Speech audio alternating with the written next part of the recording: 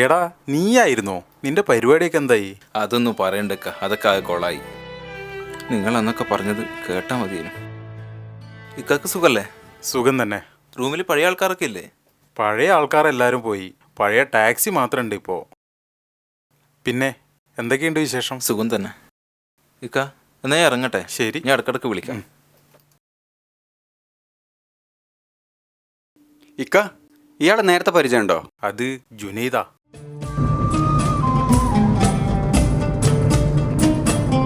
ആറേഴ് മാസം മുമ്പ് ആദ്യമായിട്ട് അവൻ ദുബായിൽ വന്നത്. ഓരോ പ്രവാസിയെയും പോലെ കുറേയേറെ സ്വപ്നങ്ങളുമായി.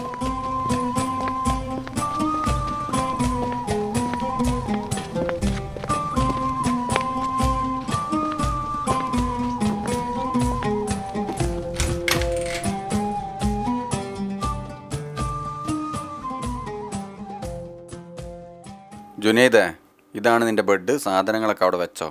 സലീമേ, ഈ മാസത്തെ വാടക അല്പം വൈകും. അതിലെന്താണ് ഇത്ര പുതുമ? എല്ലാ മാസവും ഇങ്ങനെ തന്നെയല്ലേ? ഇക്ക, വൈഫൈൻ്റെ പാസ്വേഡ് അറിയോ? എനിക്കറിയില്ല മോനെ.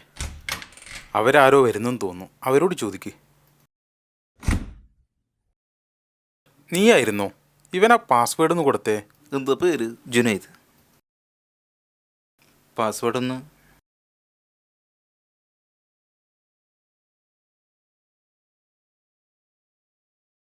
ഇക്ക, ഇന്നും കുബൂസ് മാത്രമല്ലേ? അത് തന്നെ കിട്ടുന്നത് ഭാഗ്യം.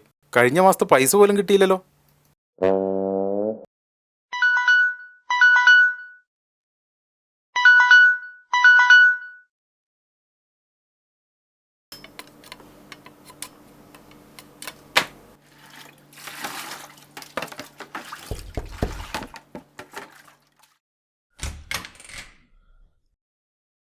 എന്തിനാണ് ഭായി? ടൈമിംഗ് ഒന്നും ഇല്ലേ?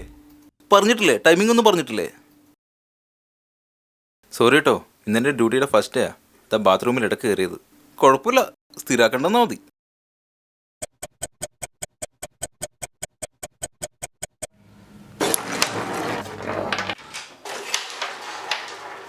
ഹായ് ജുനൈദ്. ഹായ്. ഇന്ന് ലേറ്റായോ? ഓ, ഇന്ന് നല്ല കട്ടി പണിയായിരുന്നു. ഫുഡ് റെഡിയായി.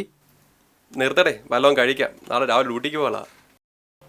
ഇവിടേക്ക് വരുന്ന എല്ലാവരെയും പോലെ ഒരുപാട് സ്വപ്നങ്ങളുള്ള ചെറുപ്പക്കാരനായിരുന്നു ജുനൈദ്. പെട്ടെന്ന് പണക്കാരനാവണം എന്നുള്ള ആഗ്രഹമായിരുന്നു അവന്.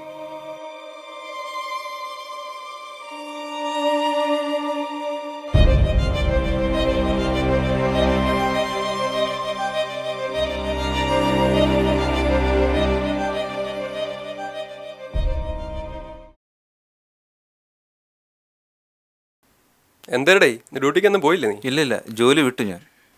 നീ 3-4 മാസമല്ലേ ആയുള്ളൂ ജോലി കയറിയിട്ട്? സ്വന്തമായിട്ട് എന്തെങ്കിലും തുടങ്ങാനുള്ള പ്ലാനാണ്. എന്തൊരു പരിപാടി? ഡിസ്കഷൻ നടക്കുന്നേ ഉള്ളൂ, ഒന്നും പറയാറായിട്ടില്ല. നാട്ടിൽ ആകെയുള്ള വീട് പണയം വെച്ച പരിചയമില്ലാത്ത ആളുമായി ബിസിനസ് തുടങ്ങിയത്. അത് വിജയിച്ചതുമില്ല. നാട്ടിലെ കടം വീട്ടാൻ രാപ്പകൽ കഷ്ടപ്പെടുന്നു. പാവം.